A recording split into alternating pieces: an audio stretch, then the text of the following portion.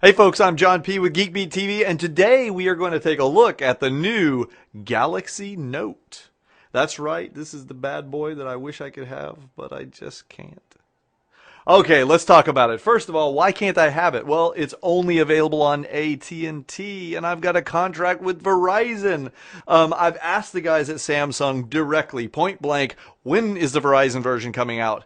They have no idea, so they're in the dark. They say it's whenever Verizon decides to take it, it's not on them. So I presume that means that the Note is ready for Verizon's network, but Verizon is not ready for the Note.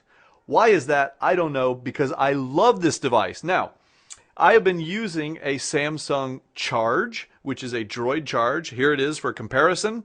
The first thing that you will notice, is a lot bigger. It's like a 5.3-inch screen, but what does that really translate into? It translates into more room on your desktop for stuff. You'll notice that there are 4 rows across of icons here, and there are 5 on this bad boy. So I really like that. That is great. And when you're watching videos, when you're playing with apps, anything you're doing, it's really nice to have the extra screen real estate.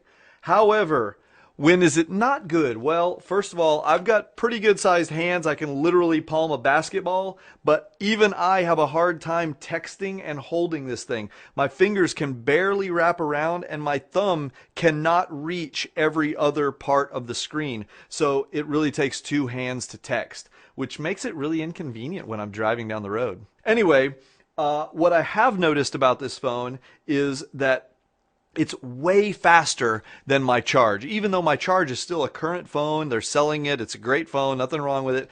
But this thing's dual-core processor and just general responsiveness, it makes me really hate using my other phone now, to be honest.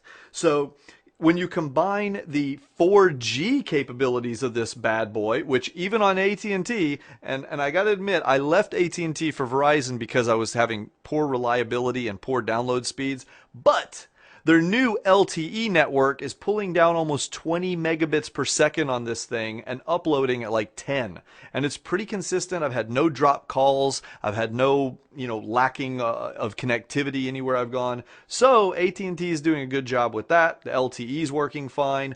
Fantastic screen, lots of real estate, very thin, very light. All I can say is, Callie loved the Note. I had to pry it away from her after she kept it for about a week. I love the Note. I would switch my phone to a Note in a heartbeat if it was available on Verizon, because that's where my contract is. And I would say, get it.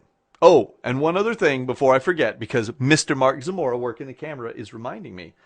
Don't forget, the Note is aptly named because it comes with a stylus that allows you to write on the screen instead of just using your finger. And the best thing about that is it's great for playing Draw Something with your friends. Okay, guys, that's it. Head out, pick yourself up a Note if you can afford one, and if you're on AT&T. And other than that, stay tuned for more reviews here on GeekBeat TV, and we will see you next time.